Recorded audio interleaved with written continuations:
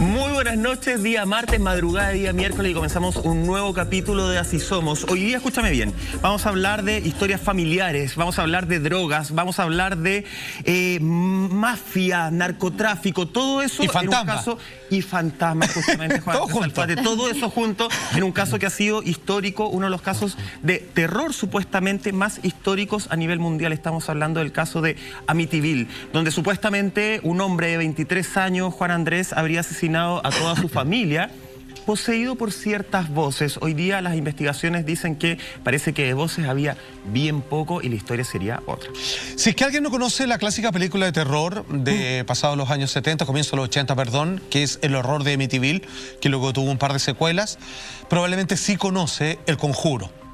La primera película, que está basada precisamente en este hecho y que implica como protagonista a este matrimonio, investigadores de lo paranormal, probablemente los más conocidos, que son la familia Warren, que explota su fama a través de programas de televisión, declaraciones, libros, películas, documentales y todo lo que te puedas imaginar con respecto a este caso, donde un joven de no más de 20 años decide, producto de unas voces en su cabeza, para lo cual podrían haber en ese momento tantas explicaciones de carácter psiquiátrico, finalmente el convenio popular determina que la casa está poseída, que hay espíritus furibundos, demonios quizás también, producto de una serie de rituales que se habían hecho a lo largo de las centurias y que finalmente él aniquila no solo a sus padres, sino también a sus hermanos. Hasta ahí, caso resuelto dentro del mundo de lo metafísico.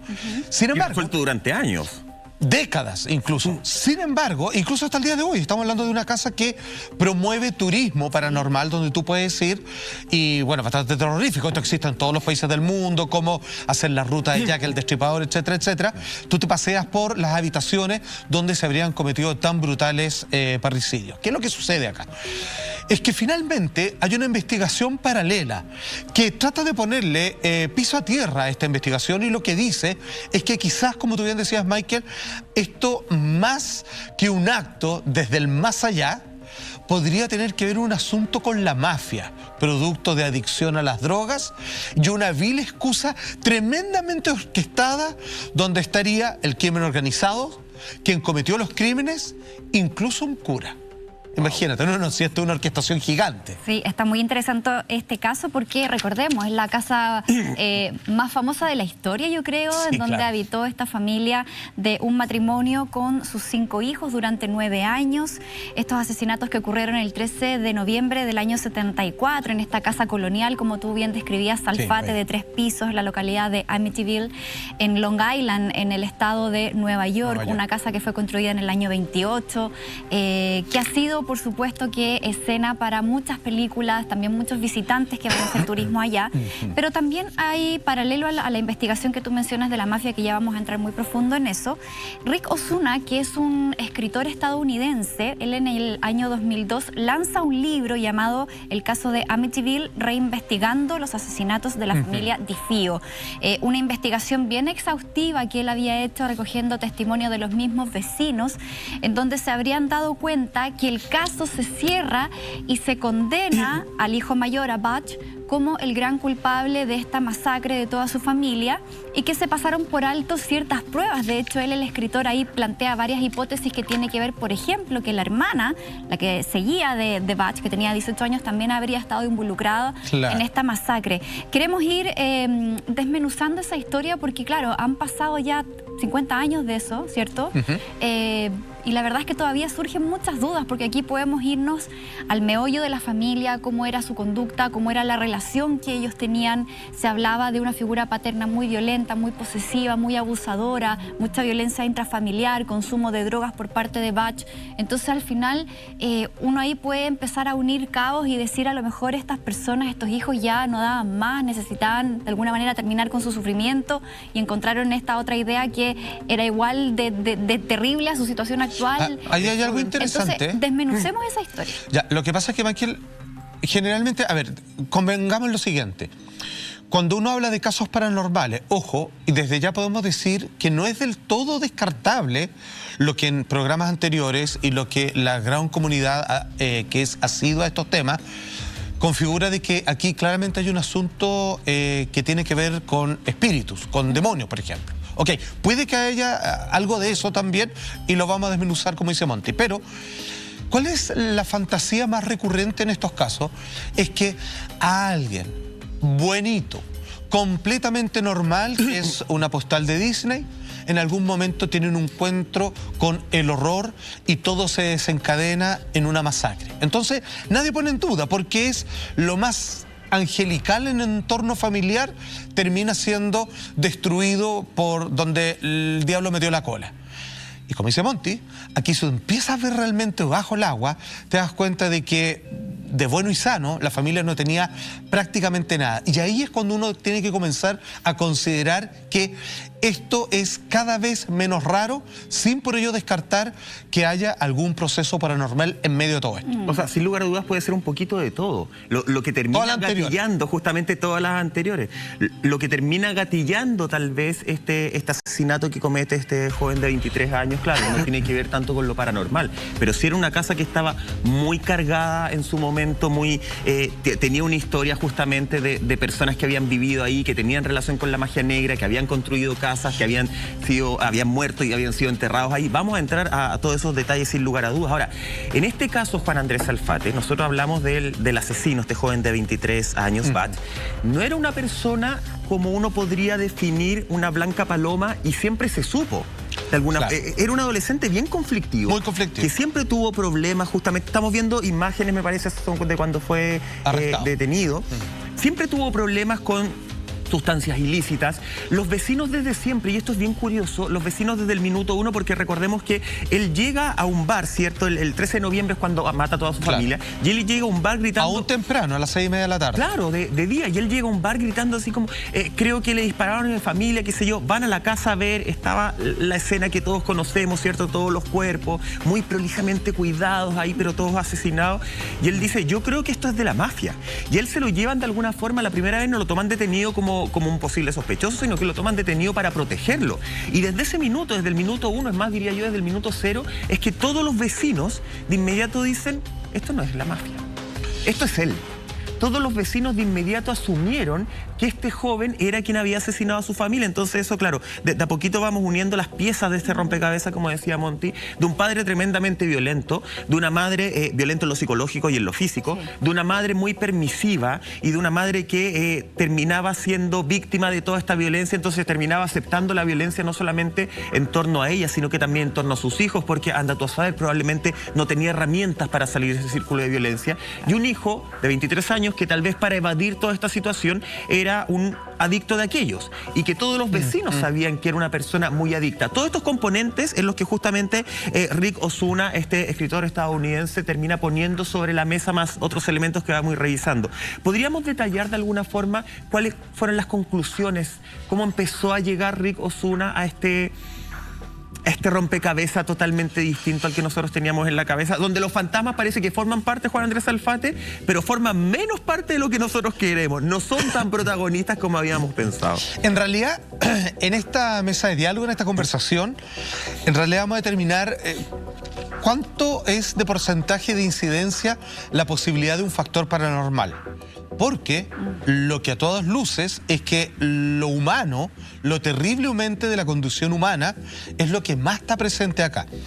¿Qué es lo que pasa? Como bien decía Michael, quizás a estas alturas, 23, 24 años, Bach ya no tenía las herramientas de una autosanación o de querer redirigir su vida en otra parte. Lo que conocía el camino. Exactamente. Y fíjate que la familia en general no tenía esa herramienta. Padre violento, abusivo. Ojo, atención con lo siguiente, porque esta es la verdadera postal de esta familia para muchos ideal, que fue atacada por presencias paranormales. No. La verdad es que ellos ya vivían en un infierno particular que era relativamente un secreto que se mantenía dentro de su propio techo. Este muchacho, que en algún momento, siendo el mayor y que el que más prolongadamente fue testigo de los abusos de su padre, de una mamá que, no sé si en aquellos menos tiempo o porque simplemente era parte de su temperamento también, la verdad es que no intercedía mucho por sus hijos, en tanto los abusos físicos y psicológicos del papá. Los retaba, los golpeaba de manera desmedida. Estamos hablando de una década en donde la corrección con golpes físicos a los hijos, más que permitido, era hasta aconsejable, al punto donde los papás generalmente, estoy hablando ya de Chile, incluso firmaban acuerdos donde tú permitías que los profesores le pegaran a tu hijo. O sea, tú crías a tu hijo en un colegio y el profesor, el inspector, te le decía, ok, perfecto, ¿cómo se porta? Más o menos. ¿Se le puede pegar? Sí, pégale nomás. O sea, violencia era parte de la educación era establecida. Parte de la educación. Era una corrección. De hecho, incluso hasta constitucionalmente prácticamente eso existía. Se le llamaba corrección y permitía darle un palmetazo a un hijo para traerlo, digamos, para alinearle los chakras, como se dice actualmente. Entonces, de otra forma ahora. Mamá permisiva por el padre, padre violento. Un muchacho que, al ser el principal testigo, porque está más tiempo en la familia, decide incurrir en las drogas y en negocios ilícitos y claramente malas juntas.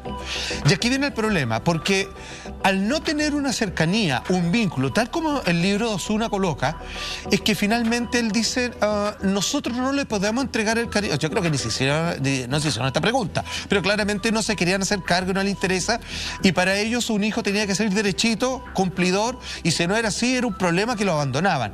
Y lo colocan en la milicia, que también se usaba mucho antiguamente, así como en la oveja negra de la familia, te va a meter, digamos, a hacer el servicio militar o cualquier cosa y ahí, digamos, te van a enderezar.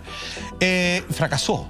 Tan rebelde era, y entendámoslo acá un poco, no era para menos, o sea, digamos, la vida para él, para este joven, era un enemigo, o sea, solamente recibía golpes de la existencia, termina siendo expulsado de ahí porque ni siquiera el ordenamiento militar pudo traerlo por un buen camino. ¿Qué es lo que coloca este libro, Monty? Que en algún momento nos damos cuenta de que qué vida elige para sí un joven que sufre tanto, las malas juntas, y comienza en un acto de rebeldía primero y posteriormente con un descarrilamiento social total. Es descubrir que existe un puente salvavidas porque su familia está vinculada a la mafia. El negocio es cochino, y él dice, quizás mi círculo de pertenencia a esta familia que nunca tuve tiene que ver con los negocios oscuros que mis padres tienen. Es que se juntan. Y ahí se mete por esa puerta, la puerta ancha, sí, a la perdición. Se juntan varias cosas en este caso, porque Bach, en algunas declaraciones que dio a las autoridades, mencionaba esa parte de la historia que tú relatas, Salfate, que su familia tenía que deshacerse de cadáveres por encargo de la mafia, dando cuenta de que su familia tenía un acercamiento con la muerte. Limpiadores se les llama reducidores. Claro, y esa frialdad y esa brutalidad, esa sangre fría de simplemente deshacerse de una persona que ya no está con vida. Ahora, también este escritor, Osuna, apela a las confesiones de Bach, en donde él dice que todo esto lo esgrime como una forma de presión policial y de la brutalidad que vivió en el momento. Entonces acá podemos empezar a lucurar y a sacar varias teorías. O sea, este chiquillo de 23 años, de una familia quebrada, que tenía relaciones con la mafia, él por un lado era drogadicto, tratando quizás de evadir su situación, tenía ahí problemáticas con la hermana. Al final uno dice, son un montón de cosas que llevaron a que este personaje finalmente tuviera una versión que fue cambiando varias veces, y si después de eso lo sumamos a un abogado que ocupó justamente toda la teoría de los fantasmas para poder hacer un caso en su defensa, lo hace sin duda que un caso súper interesante también, y que por algo dio origen a tantas películas. Recordemos que cuando hablamos de lazos con la mafia, y creo que esto es importante definirlo, no solamente estamos hablando de lazos laborales, estamos hablando de lazos familiares.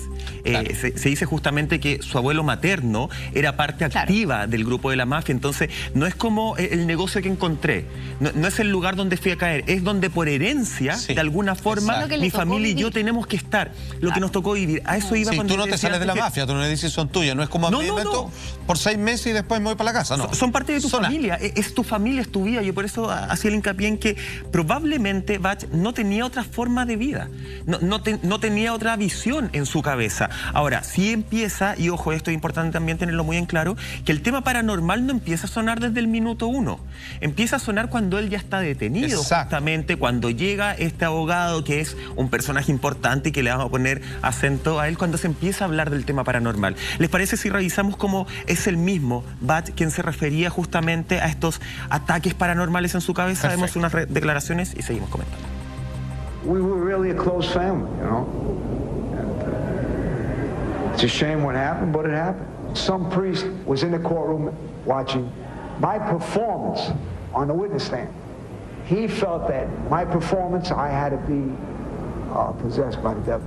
Oye, ahí tenemos un hombre que está hablando, Juan Andrés Monti, pero que tampoco es muy complejo poder creer la ciencia cierta todo lo que dice. De hecho, en la prisión hicieron un perfil psicológico y dijeron que era un mentiroso compulsivo. Una conclusión que también Eric Osuna toma en su libro, también dice, son versiones que iban cambiando constantemente y es más, al final dentro de las últimas conclusiones el autor dice, básicamente Bach quería adjudicarse dinero de sus asesinatos.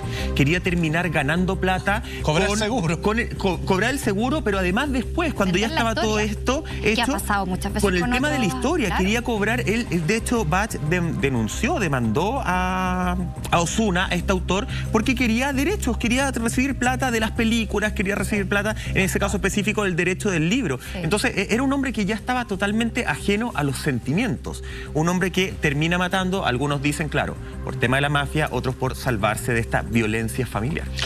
Hay un punto aquí que deberíamos abrir el primer paréntesis. Los Warren. Vamos a llegar a los... bellos. No, sí, vamos a hablar de los Warren, pero primero preguntémonos nosotros, antes de llegar a los expertos de lo paranormal, entendiendo que, y esto lo digo con todo respeto, porque yo mismo he sido testigo de cosas impresionantes en personas que dicen tener algunas facultades especiales. Y sobre la misma tengo que aclarar que esto no es un supermercado de que tú dices así como, dime qué pasó, espérame, pasó esto. No, no, no. O sea, puede que puedan dar una cantidad extraordinaria de detalles y otras veces están tremendamente lejos con el norte corrido para otra parte. O sea, esto, así como resulta dentro de lo extraordinario, también hay veces, digamos, que tiene ningún vínculo con la realidad. Entonces, es como mantener ese personaje es muy difícil para alguien que puede tener una sensibilidad mayor. Dejémoslo ahí. ¿Qué es lo que pasa? Abramos una pequeña puerta y entendamos qué tal si, mira, para que la gente vuelva a entender esto. Esta familia que está vinculada a la mafia tiene un trabajo muy particular. Ellos no usan su casa como bodega de alcohol pirata, cigarrillo ofensivo. No tiene que ver con el negocio mismo, tiene que ver con algo infinitamente peor, que es aquellas personas que la mafia asesina porque se interponen en su camino, porque son testigos en tribunales, porque son la competencia, lo que sea. Ellos se encargan de hacerlos desaparecer. Hasta lo que entendemos, si bien se encontraron muchos cadáveres en la casa, son previos a la llegada de la familia, o sea, se ocupaba como un cementerio para ritos, etcétera, etcétera. O sea, que ya la casa está cargada. Ellos hacían desaparecer asesinatos de la mafia.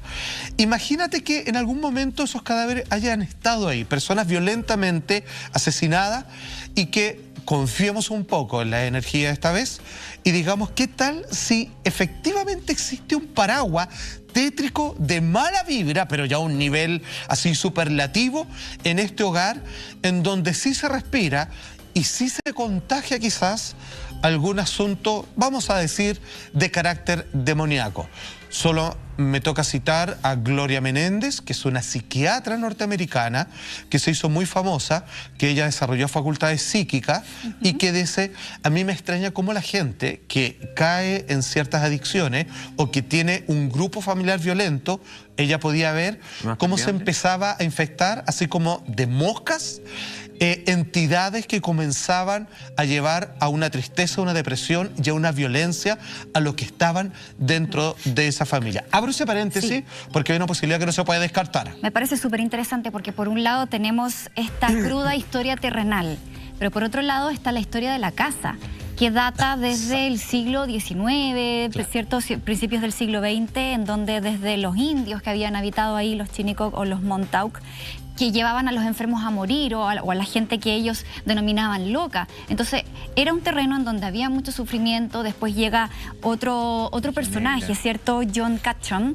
que fue el que construye la primera vivienda en ese terreno, que ya tenía una historia y que además él tenía todo un pasado en Salem y por lo mismo lo habían echado de ahí porque tenía ahí vínculos con la brujería.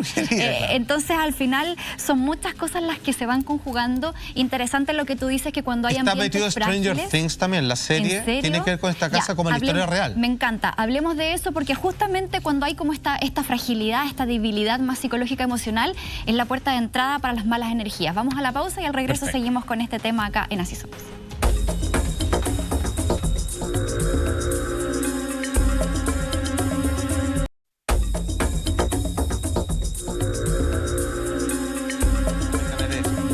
Más chico, bueno, eso es como pasan las generaciones. Seguimos haciendo este capítulo de Así Somos, justamente hablando de esta casa de terror en Amityville. Ya hablábamos de la historia un poco, Monty nos recordaba la historia de este terreno, ¿cierto? Solo decir que esta casa que había construido John Catchum fue después, él falleció, lo enterraron en la casa y después esa casa fue incendiada. Y de hecho en 1928 se construye la casa que nosotros conocemos como la casa de Amityville. La de Ocean Avenue. Esa la estamos viendo. Muchas gracias, Simón. Esa es la casa que se construye en 1928 y que después, ¿cierto? En 1965 los DiFio terminan comprando, adquiriendo y parte esta historia. Como se ve ahí, poder adquisitivo tenían. Corazón probablemente nada, estaban al debe, digamos. No, por algo tenían seguro y que era una de las teorías de qué es lo que se quería terminar seguro para familia. Yo entiendo lo que estaban hablando ustedes en el primer bloque de todas estas energías y yo creo que sí, que puede ser un poquito de todo, que existen energías.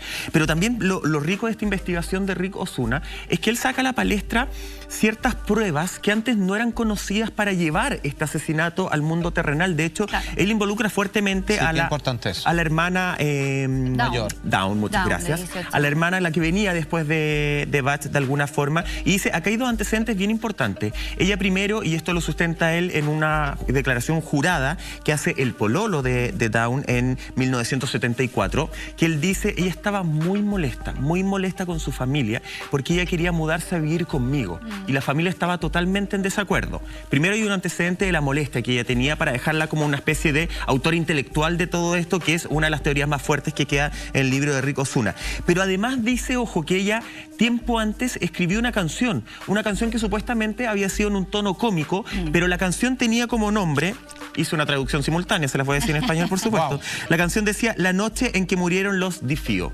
Y de alguna forma, Rick dice, esta canción se estaba ya diseñando, ya dibujando cómo iba a ser la muerte de su familia, no solo de sus papás. Y esos son ciertos antecedentes que en un momento no se tomaron en cuenta y que hoy día nos hacen guiar esto a un mundo mucho más terrenal. Tomando además, que ya vamos a detallar, que el abogado de Batch justamente es una persona que por muchos y por Rick principalmente es considerado uno de los principales precursores de que este ambiente de terror se expandiera a nivel mundial. De hecho, él dice, fue este abogado con la familia que después llegó a la casa, con los Lutz, muchas gracias, y con un autor que escribió un libro por ahí por los años 70, quienes en el fondo hicieron esta especie de triangulación para generar este ambiente de terror y para así él poder defender a su defendido, pero además sacar dinero, hacer un verdadero negocio del terror en Amityville. O sea, a ver, imagínate, ¿cómo desconocer la investigación de Osuna cuando coloca en filita y de manera tan ordenada una serie de aspectos mundanos, humanos, con respecto a una nueva interpretación de lo que fueron estos asesinatos y que no podemos desconocer? O sea, no podemos hacernos los locos frente a la contundente evidencia de que esta ecuación parece estar armada y condenada, obviamente, a la masacre en la que terminó. Claro. Es complejo este caso porque pareciera que cuando se dan situaciones así, uno debiera tomar partido. O pasó una cosa u otra.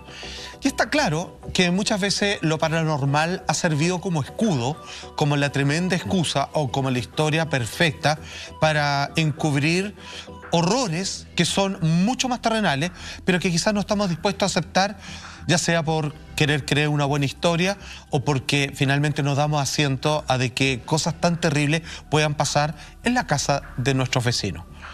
Sin embargo, debo decir que no fue difícil instalar una historia paranormal acá.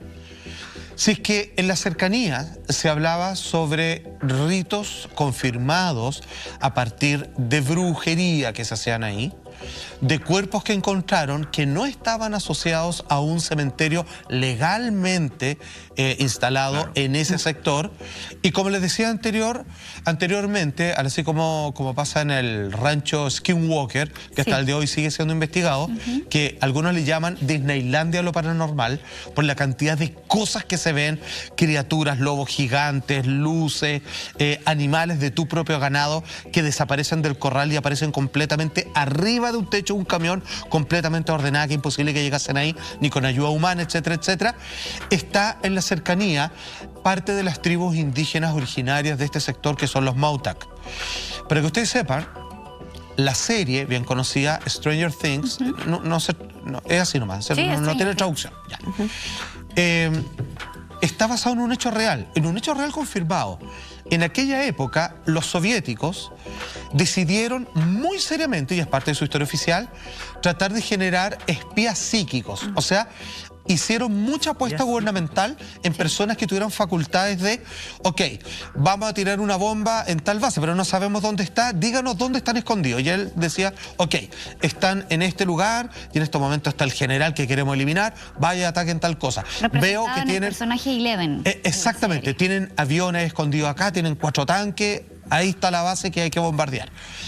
Y los norteamericanos, cuando supieron esto, quisieron replicarlo, y en Montauk, precisamente, en estos sectores, deciden, y no por casualidad, porque al parecer, porque tenés que creer en lo psíquico, en lo paranormal, ellos ya pensaban, el gobierno, que estos lugares estaban cargados con esa energía y que para hacer un experimento de crear niños con posibilidades psíquicas o de adultos que ya tenían estas facultades, de colocar una base secreta en las cercanías de esta casa. Precisamente porque, según ellos, su conclusión al menos, era que el sector en general tenía una carga espiritual que uno podía usar tanto para el bien o como para el mal. Así que es un elemento más a considerar dentro de las rarezas, si queremos colocar el paréntesis metafísico en estas muertes que también tienen mucho de humano. No, y muy interesante, porque acá entramos en otro tema que tiene que ver con el dinero. Las personas que sacaron provecho de la vulnerabilidad de esa familia y de esa casa, de ese lugar en sí. De hecho, el abogado de Bach, el señor Weber, consiguió 1 año y 2 meses después de que ocurrieran todos estos crímenes, a un comprador. Y aquí entra la familia Lutz. Y la familia Lutz, que vivió muy poquito en esa casa, estuvieron algo así como 28 días, ellos empezaron a denunciar que veían cosas extrañas, que sentían malos olores, que sentían gemidos, o sea, un montón de cuestiones que empezaron a darle más fuerza a esta historia, que por supuesto al abogado le convenía, porque era la tesis que él quería probar para la defensa de Bach. O sea, un poco hacerlo pasar por una persona que había sido poseída y que no había actuado en sus cabales, ¿cierto? Acá entran los Warren, Salfate, y acá quiero que nos quedemos, porque sabemos que Ed y Lorraine Warren participaron de muchas sesiones de espiritismo, hicieron cosas, se metieron mucho en este caso. De hecho, ellos hacen una sesión de espiritismo justamente en donde logran capturar una fotografía que hasta el día de hoy está en internet. Es una fotografía que no sé si la podemos ver en este momento para que la vayamos analizando. Es un niño en donde aparece en blanco y negro, la cabeza de sus niños, claro, y los ojos están brillantes. Esta foto es icónica y de alguna manera a través de esta historia nace la saga El Conjuro. Entonces, claro, acá vemos que muchos vieron una buena oportunidad económica de participar de esta trama y finalmente se terminó asociando a la familia compradora, que fueron los Lutz, que muy inteligentemente empezaron a ver en esto una oportunidad de negocio más que su real interés de habitar esa casa. ¿Le parece si para entrar de lleno los Warren, revisamos lo que dijo Lorraine justamente sobre esta casa, sobre las presencias que tenía? It was a horribly foreboding type of a feeling throughout the whole house. You knew that this house was infested by something other than human spirits. That's for sure. That was more than obvious. Ahí tenemos parte de las declaraciones.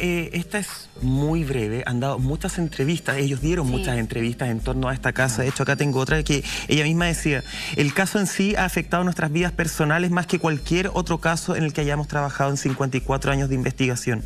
Hemos estado involucrados en peligrosos casos diabólicos, hemos estado involucrados con levitación y sangre procedente de los ojos de alguien, todo tipo de cosas malas, pero ese caso nos siguió en nuestra casa. De hecho, ellos señalaban que no solamente habían recibido ataques físicos con respecto a esta casa, sino que también ataques psíquicos, y que los había perseguido hasta su casa, incluso afectando en algún momento a otros integrantes de su familia.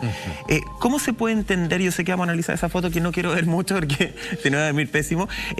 ¿Cómo se puede entender? Porque yo creo que la credibilidad de ellos versus todos los casos que han hecho no tendría por qué caer de alguna forma, Juan Andrés. ¿Se puede entender que a lo mejor ellos sí tenían una percepción distinta a la que los otros integrantes, más allá del negocio que vamos entendiendo se hizo muy a propósito, pero ellos sí tenían una percepción y tal vez sí sintieron las energías de esa casa, y esa casa sí los quiso atacar a ellos más que al resto? Para que ustedes entiendan, los Warren fueron a muchos programas de televisión y fueron cuestionados en vivo. Le hicieron encerrona, la verdad. Es como que les dijeron: oye, ustedes se pasaron, queremos dar a conocer su caso. Y una vez que estaban sentados ahí, le dijeron cómo pueden ser tan chantas, estafadores y todo lo demás. Y ellos trataban, digamos, de demostrar su parte. Pero se vieron muy acorralados, y pese a aquello, ellos tuvieron que mudarse con casos más famosos, como es el Conjuro 2, a un caso en Inglaterra, que eso fue muy interesante porque eso, lo que ellos hicieron, estuvo confirmado por la policía de ese país. O sea, ellos como testigos veían que lo que efectuaban, lo que hacían, con fotografías de niñas de esa familia, estoy hablando del caso de Inglaterra, levitaban y estaban ahí para fotografiarlo y ser testigos de aquello. Entonces, claramente aquí... Y esto lo quiero decir con todas sus letras, tanto en el mundo de la ufología, con el mundo de lo paranormal, toda persona que en algún momento ha generado dar a ciencia cierta de que tiene facultades extraordinarias, en algún momento también, no digo se ha aprovechado, pero ha exagerado su condición, quizás para mantener su personaje, porque tiene que mantenerse, digamos, y digamos, ve más cosas donde ya no ve tantas, ¿ok? Claro. Digamos, son más las ganas de creer o de mantener su estatus, en fin. Esa fotografía que vimos hace un momento es considerada como real por varias cosas. De partida, porque no hay manipulación de la fotografía. O sea, hay alguien ahí, ¿ok? Ahí lo estamos viendo. Sin embargo, ¿qué es lo que le hace interesante a esta fotografía? Los testigos que estaban, que no son personas, a nuestro entender, coludidas entre sí todas, porque vienen de distintas partes y todos ven de cómo esta fotografía fue sacada junto con la cámara, que notó una presencia previa y que finalmente podemos darla por cierta. ¿Qué estoy diciendo con esto? Se dice que fue uno de los niños asesinados, pero si nosotros queremos hacer este ejercicio bien, de psicofonía, lo que tú quieras, lo puedes hacer en tu propia casa y también podrías encontrar algo. Perdón, aquí no me quiero salir del tema, simplemente quiero decir que si tú buscas estas cosas, es más fácil encontrarlas de las que uno cree. Claro. Entonces no sabemos si tiene un vínculo o no, simplemente lo que viene a probar es que parece que existen cosas paranormales y que a veces deciden asomarse a nuestro registro y otras veces no sé si las podemos meter en una historia en tal o cual otra. Salfate, solo un paréntesis, contextualicemos bien que esta fotografía es sacada cuando la familia Lutz habita esta casa. Exacto. Y ese niño que la gente está viendo ahí en pantalla, que yo no voy a mirar, sería uno de los pequeños de Difeo. Exactamente, exactamente. Sería una de las personas que más aparecía como una especie de amigo imaginario a una niñita de Lutz. Exacto, aquí lo que tú dices hay algo muy interesante, porque Lorraine Warren, cuando entra a esta casa, no solo ve ese crimen policíacamente conocido en todo el mundo, sino que ella ve todos los procesos anteriores que se hicieron en el sector: brujería, asesinato, entierro de cuerpos ilegales, exhumaciones, etcétera, etcétera, y que también pudo haber visto lo que hacía la familia de Feo, que era enterrar o deshacerse de cuerpos o mantenerlos ahí por algún momento, de los que la mafia, digamos, aniquilaba.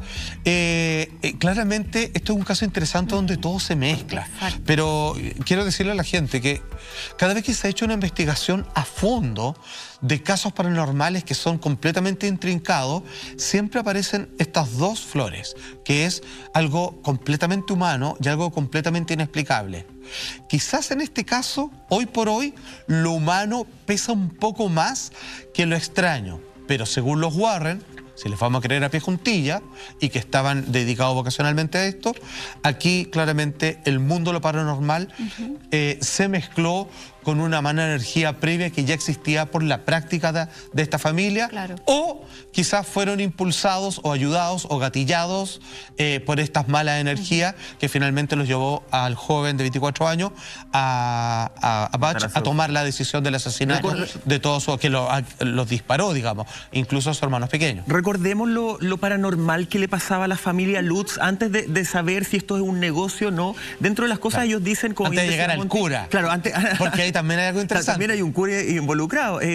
28 días, menos de un mes habitaron esa casa. Ellos dicen que desde el minuto 1 empezaron a recibir distintos tipos de ataques, que de hecho los padres, los señores Lutz, ellos sabían de la historia de esta casa porque se las cuentan. Yo dicen, no importa, es la casa de nuestros sueños, a pesar de que se escapaba un poco del presupuesto que ellos tenían. Ellos estaban buscando entre 30.000 y 50.000 y la casa la terminan comprando por 80.000. Es como comprar Chile ahora, casa acá en Chile. Lo mismo, maestro. Es como ahora. Pero encontraron que efectivamente era la casa de sus sueños y ellos van el primer día con un cura.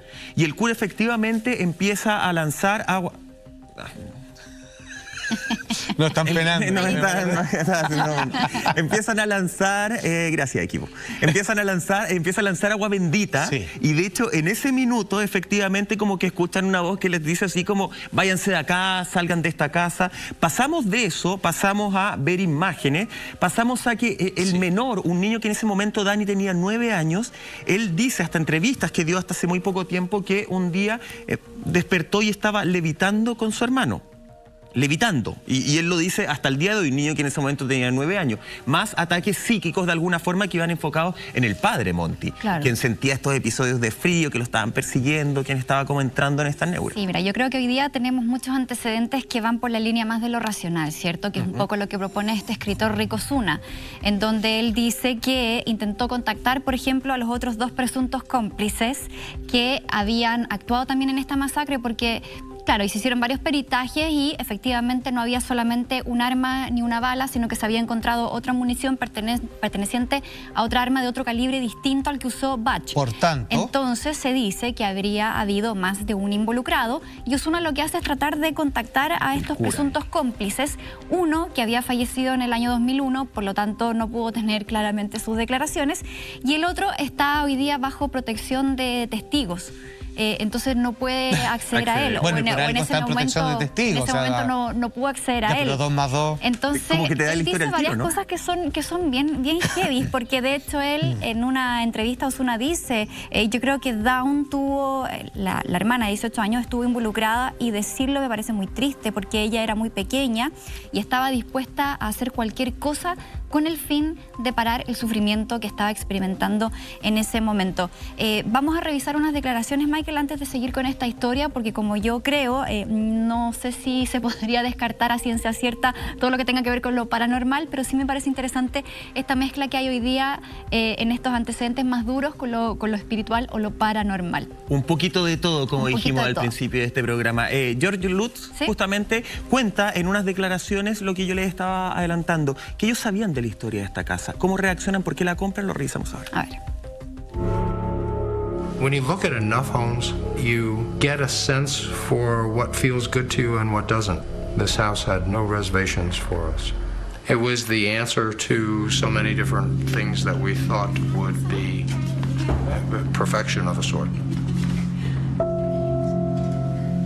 We discussed the events that had happened in the house as a family and came to the decision that we would all be okay with the history of what had happened.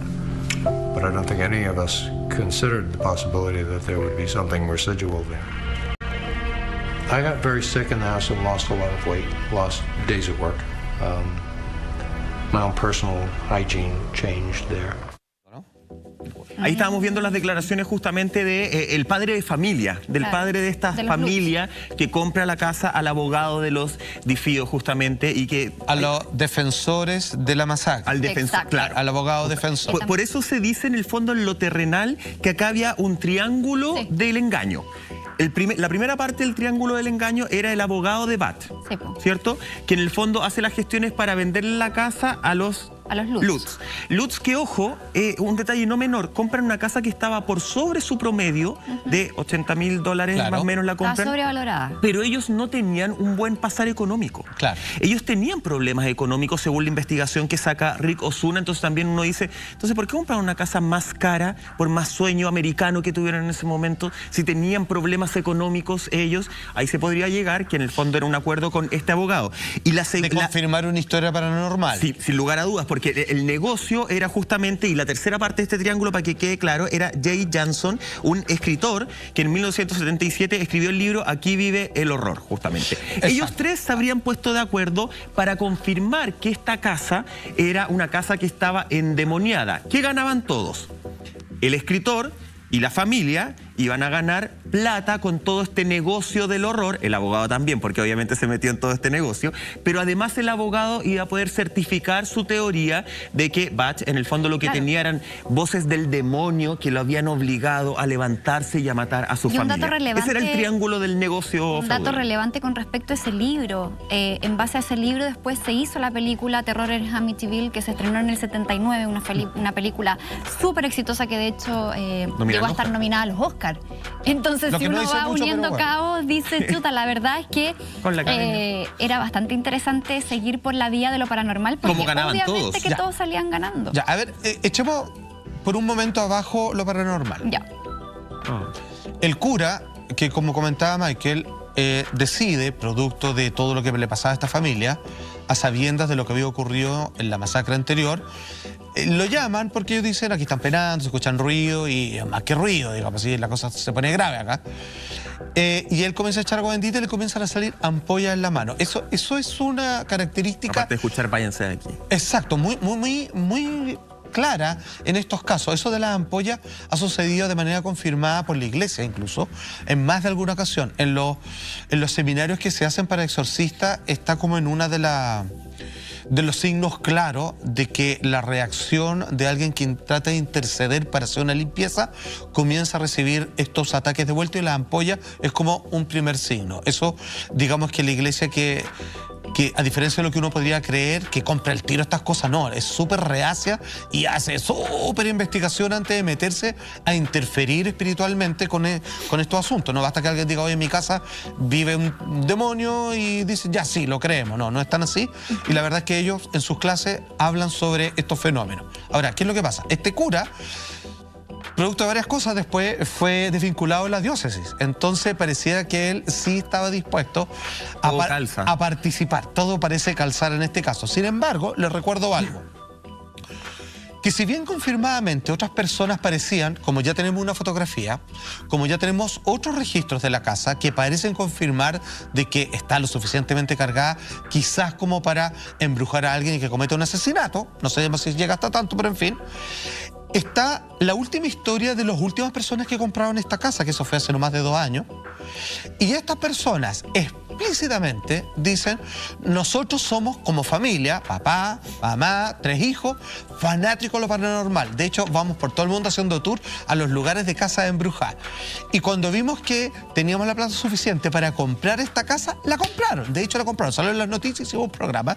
Y ellos dicen, vamos a hacer un tour y vamos a cobrar y nosotros vamos a vivir acá porque nos gusta.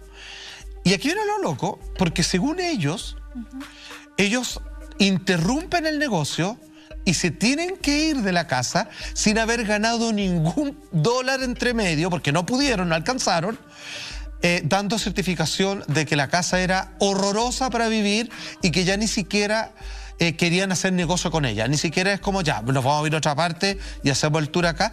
La abandonaron porque la gracia de ellos, que les encantaba estas cosas, era vivir en el segundo piso. Dijeron, no, nos vamos y cortamos el negocio hasta acá, y tuvieron que venderla a precio de huevo, porque ellos la compraron ya muy barata, porque nadie quería tenerla. Entonces, acá hay una confirmación de alguien que quería hacer un negocio, pero pierde plata, porque ellos dicen que efectivamente la casa está embrujada, pero a un punto donde no es inevitable. No es ni simpático vivir ahí, ni incluso para quien le gusta el tema. Es violenta, es agresiva la casa. Pero es que los lugares se cargan de energía, uno los vive, ahora por esto ejemplo, debe ser cuando tú vas a la casa de alguien, una familia donde hay mucha pelea, sí, por ejemplo, hay mala onda, uno entra a un lugar y percibe eso. Imagínate si hubo una masacre en donde murió una familia completa, donde quizás la historia previa, cómo fue también. El fin de semana Michael fue a una casa, entonces salió arrancando. esas cosas... Mira, no voy a decir lo que iba a decir. Oye, pero mira, en la misma línea del libro de Rick Osuna, que en el fondo trata de ponerle paños fríos a esta historia y tratar de encontrar una explicación un poco más lógica. De hecho, él sigue intentando meter como responsable a la hermana, a Dawn, quien termina siendo también asesinada por Butch. En el 2010 se estrenó un docudrama que fue un adaptado de este libro que se llamó Esperanzas Rotas, en donde tratan un poco de darle alguna explicación más lógica a las cosas que se relataban como misteriosas. Por ejemplo, esas habitaciones rojas que se mencionaban en el sótano.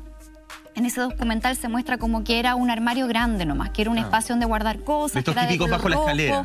Debajo de la escalera.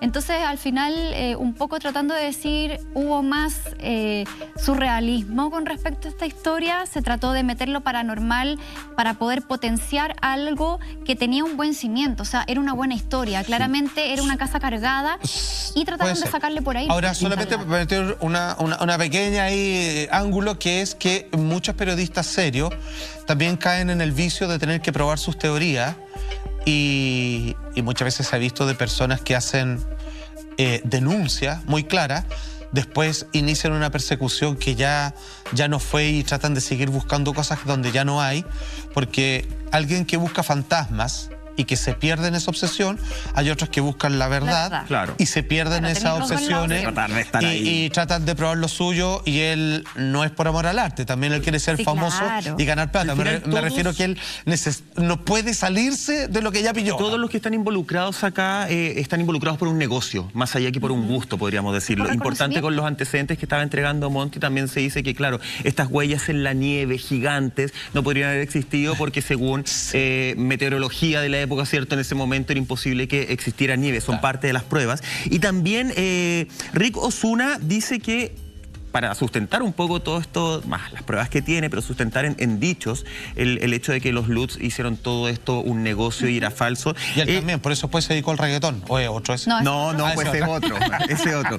Osuna dice que recuerda una frase que emitió en un momento George Lutz, el padre de familia, que dice, comillas, aclarar lo sucedido no es tan importante como ganar dinero con nuevas secuelas. Por lo tanto, es una persona que estaba muy interesado en ganar dinero con el negocio en torno a esta casa. Me quedo dando vuelta algo, Salfate. Tú dices que la última familia que habitó en esta casa... Sí, que la compró. Que la compró y habitó, dijo que era inhabitable. Sí, la vendió al mes. Después de que se fueron los Lutz de esa casa al día 28, 29 de haber vivido, pasó mucho tiempo y muchas familias la habitaron, esa casa, y decían, ¿sabéis que en realidad, uy, acá no ha pasado nada? No hay nada de terror. ¿Puede existir, tú que eres un experto en el tema, puede existir efectivamente esta especie de paréntesis, o que efectivamente las energías de esa casa no se demuestran con cualquiera, y a lo mejor las personas que pasaron entre los Lutz y esta última familia no tenían por qué sentir esas manifestaciones y sienten que todo era falso, pero en realidad las energías no se querían manifestar con ellos? Estadísticamente, quienes han hecho estudios serios de esto, ojo, a todo esto para que sepan, esto que es para ciencia, ¿cierto? Que no es algo confirmado, aceptado, a brazo partido, digamos, por la academia, ¿cierto? Que estudia fenómenos de una naturaleza desconocida. Sí hay muchas universidades de prestigio que han hecho estudios incluso hasta el día de hoy sobre esto, porque consideran de que hay datos suficientes como para tratar de ver qué ocurre esto. Incluso Harvard, en lo que tiene que ver con chamanes mexicanos y ciertas casas que quedaron embrujadas, lo hizo como a fines de los 70 también. Lo hizo con mucha seriedad, sacando hartos papers respecto hasta esto podemos determinar, y de aquí para allá es algo que es dentro de lo inexplicable. O sea, existen estudios, hay interés porque ven que es probable que hayan cosas que superan lo racional. Entonces, de que esto sea probable, de que esto puede ocurrir, no está fuera del campo de una mente completamente abierta. Entonces, simplemente hay que considerar eso nomás. O sea, ese es el punto que quiero establecer. Ahora, que hay un negocio detrás de todo esto, bueno, llegó al cine, digo. Oye, ¿te parece y no con una. ¿Les parece si revivimos ese día, ese fatídico 13 de noviembre del año 74 y tratamos de entender un poco cómo se fueron dando los hechos? Porque hay una historia que relataba Mike que decía que Butch llega justamente a las 6:30 de la tarde de ese día a pedir ayuda a un bar. Sin embargo, los antecedentes recopilados mostrarían que los crímenes se cometieron 10 horas antes y que Butch durante ese periodo de tiempo hizo su vida absolutamente normal, como si nada hubiese pasado, y después empieza como con este montaje de la historia 10 horas después, tratando de generar un poco de empatía y tratar de sacarse esta culpa. Queremos analizar estos antecedentes, cómo se fueron dando las cosas, cómo ocurrieron los asesinatos y todo este caso que sin duda sigue dando mucho de qué hablar hasta el día de hoy, a la vuelta de esta pequeña pausa comercial.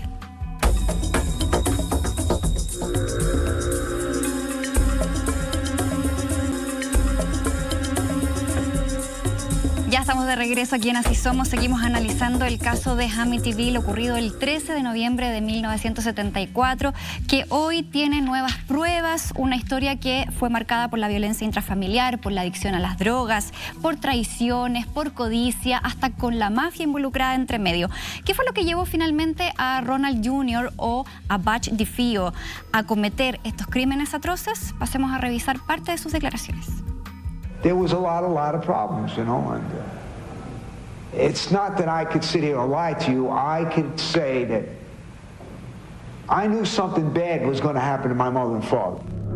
After what happened, it was like a nightmare. I'm looking at my mother and father dead, and my sister. I said, my God. I got scared. I ran out of the house, jumped in my car, ran down the street, and got my friends and came back to the house.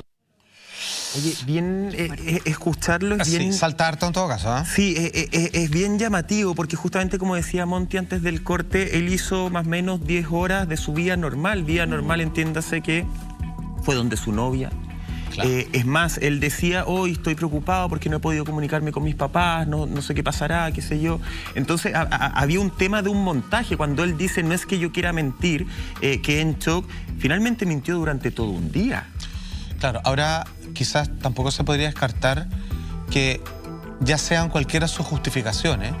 Cuando matas a tu familia y están implicados tus hermanos menores, en donde también incluso se habla de que esto que estaría de cierta manera involucrado su hermana, que querían deshacerse de todo, finalmente al hermano más pequeño no querían tocarlo, pero la hermana dice, es que en realidad no hay que dejar ningún testigo, y lo mata, y ahí Butch se enoja, le dice así, pero ¿qué tiene que ver? O sea, de hecho se habla de que había sedado a los demás y que al hermano menor, porque no lo iban a matar, ese era el acuerdo, y porque no se debe despertar con el ruido de los disparos, aunque también la teoría dice como alguien no se despierta, digamos, con escopetazos, claro, sin ningún tipo de silenciador o nada, y que finalmente él decide, efectivamente, así de rabia, matar a su hermana por haber roto el trato.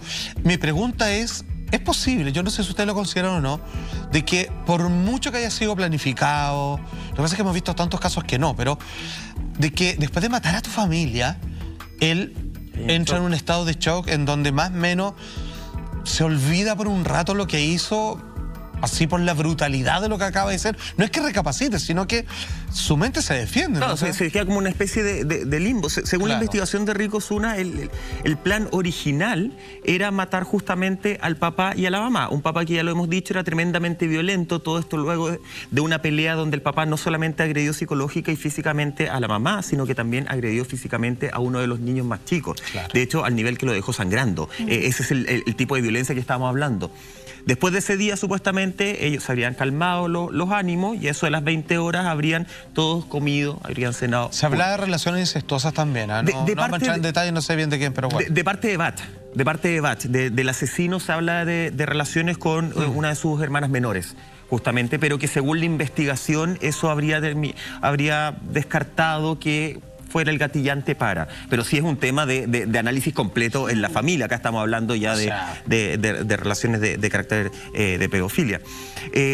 A las 20 horas habrían comido todos juntos, después se habrían ido a acostar y el plan original era justamente matar al papá y la hermana, Dawn, habría decidido que también tenían que matar a la mamá, porque de alguna forma ella sentía que la mamá tenía mucha culpa porque siempre aceptaba todo esto y terminaba siempre defendiendo al papá. Por lo tanto, tendrían que haber matado a los dos. Ese era el plan original y con eso supuestamente es que se va a cumplir eso el Butch. Después la hermana, como bien tú dices, habría terminado, según una de las teorías, asesinando a los hermanos, a los otros dos hermanos, con la lógica de, primero, que no tienen que quedar testigos y segundo, de que eran muy pequeños. Entonces, al ser tan pequeños, habrían sufrido una vida sin sus padres y habrían terminado tal vez en una casa de niños, qué sé yo. Esa es una de las teorías y ahí Butch se enoja y termina asesinando a la hermana. Por todos lados, y teoría que sea, suena súper macabro. Claro, ahora Ozuna misma dice, como hay que entender que las declaraciones de Butch se contradicen una a otra. Dice una cosa, después dice otra, que todavía podemos entender, digamos, cuán desvariante puede ser su mente, digamos. Pero, según Ozuna, de feo, le admite haber asesinado a sus padres y quizás al resto de su familia por desesperación.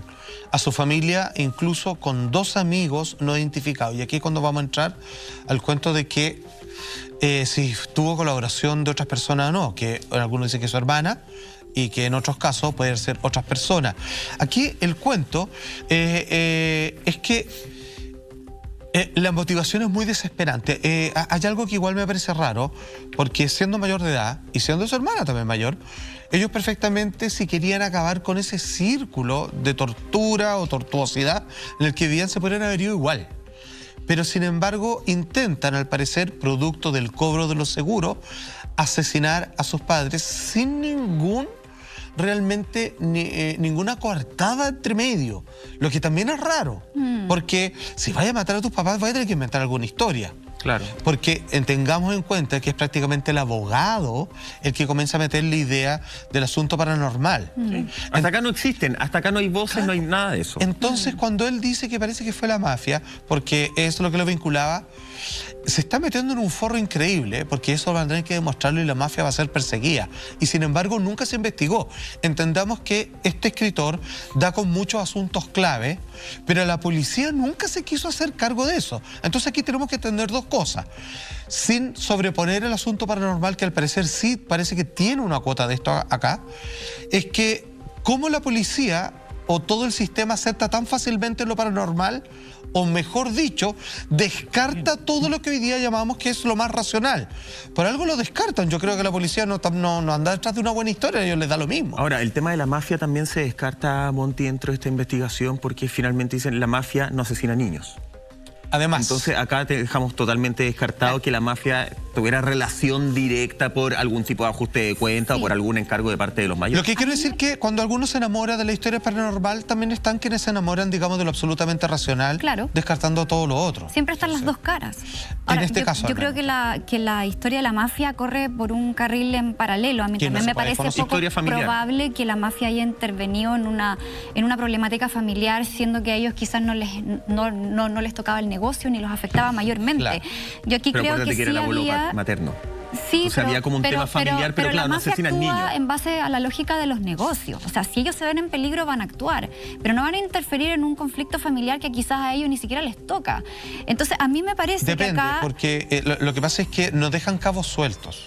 O sea, no es como esta familia está peleando y la mamá se enojó y va a acusar, digamos, la infidelidad. ¿Por qué eran las peleas, por ejemplo? Sí, ¿Por qué era el nivel de agresión, tomando en cuenta que, por eso insisto, el rol del papá de la mamá justamente no es menor? Sí. Pero hay niños involucrados, por lo tanto lo descartamos. O sea, bajo mi perspectiva, y puede ser algo muy personal, yo creo que aquí habían hijos claramente los más grandes que se daban cuenta de la realidad en la que estaban viviendo, un ambiente de violencia intrafamiliar en donde la madre también era una víctima. Estamos hablando de los años 70, principios de los 80, en donde estos temas eran súper normalizados, lo cual estaba pésimo y hasta el día de hoy sigue estando mal que se normalice. El tema es que acá siento que hubo una especie de confabulación de un plan entre el hermano mayor Butch y la que sigue, Dawn, que es la hermana de 18 años, con el fin de deshacerse de los padres para poder cobrar el seguro y poder hacer sus vidas, porque ellos no podían salir de la casa porque claramente no tenían los medios. Incluso se dice que Butch, a sus 23 años, ya estaba casado y tenía una hija. Es una de las teorías que también se manejan, que tenía una hija chiquitita, como menos de un año. Entonces uno se pregunta por qué un hombre de 23 años sigue viviendo con sus padres teniendo también una familia en paralelo y no se hace cargo de esa familia.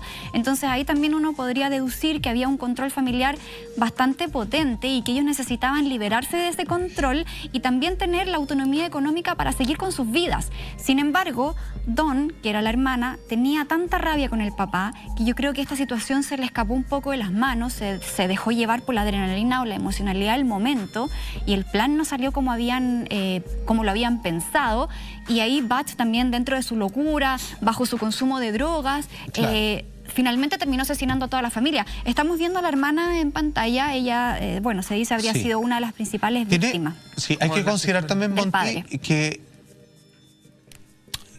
insisto, no lo digo así como en general, en donde lo que nos gusta más generalmente es lo que decidimos aceptar. Sin favor de lo paranormal, hay que entender de que igual esto también es extraño, porque si yo decido matar a mis padres para cobrar un seguro y no tengo una historia que contar al respecto y que se resuelva solo, eso no va a ocurrir.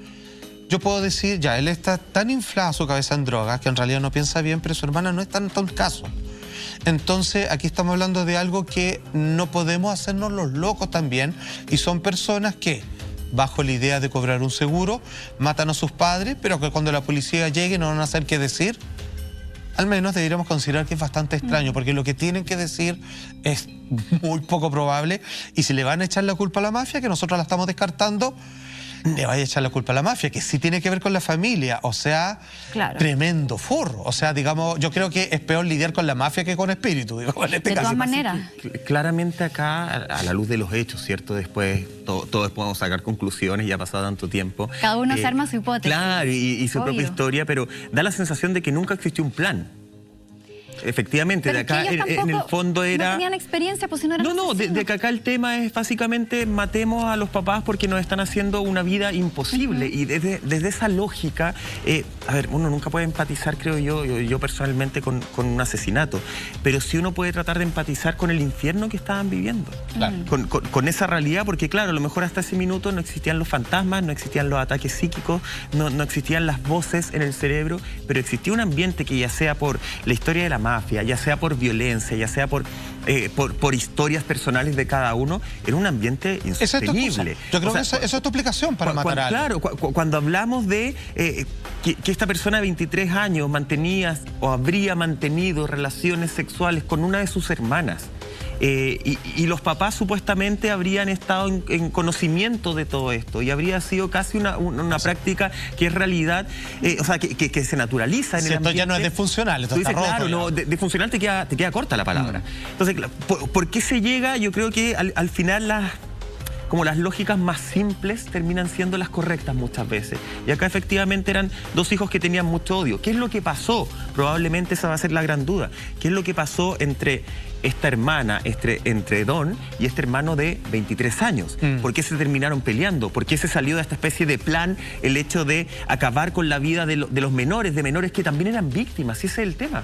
Porque los otros dos hermanitos, los chiquititos, eran absolutamente víctimas de todo. Y probablemente se estaba generando una conducta violenta de parte de ellos. Pero ¿por qué terminan asesinándolos a ellos? ¿Qué es lo que pasó esa noche? La verdad de esa madrugada, de ese 13 de noviembre, es lo que probablemente nunca vamos a ver. Bueno, aquí es cuando uno se pregunta, como en otros casos ha sucedido, porque entendamos que aunque ellos no son asesinos profesionales, en casos chilenos, en donde menores de edad estén implicados por asesinar a alguien de forma violenta. ¿Ya un asesino en serie ya, po? Exacto. Bueno, por ejemplo, entonces ahí es cuando uno dice que hasta el más brutal de los culpables, digamos, tiene una historia detrás. Entonces ahí es donde quizás la vibra o la carga, digamos, puede tener algo que ver. Oye, se dice que los detectives no tuvieron que trabajar mucho en este caso, no les costó tanto porque... O también no querían trabajar. O porque... primero porque Butch... Y de eso también sabemos nosotros. Estábamos en Chile, pues, maestro. Primero porque Butch se contradecía constantemente, un mentiroso de forma patológica, pero además sus vecinos de inmediato empezaron a dar declaraciones y a decir, ¿saben qué? Acá no hay duda, Butch es el asesino. Pasemos a revisar. I walked around the neighborhood and I said, can you tell me anything more about what happened? And almost to the person, every kid said, Ronnie did it, Ronnie did it. I was in my car. I believe the reporter was Joe Martin, came on and said that the killings had happened, and they didn't say that Ronnie was dead with them. And I said to my wife, "Who was Ronnie?" Ronnie was, put it this way, a wild teenager. He had a reputation for using drugs, for violence, for fighting with his father. He was a punk. All he did was drink, gamble, and fight. If you knew him, and you knew the situation, I guess, or you ever spent any time around him, it was not something that he was incapable of doing. And when everybody else is dead and he's not. Como un hombre violento, como un hombre que consumía drogas, como un hombre que peleaba mucho con su padre y con su familia, como un hombre adicto a las apuestas, de alguna forma ese era el perfil que empezaron a dibujar todos los vecinos sobre Butch, este hombre de 23 años que asesinó a toda su familia. Hemos hablado hasta ahora de Dawn, esta mujer de 18 años que habría sido la autora intelectual. Vamos a ahondar en su historia después de esta siguiente pausa.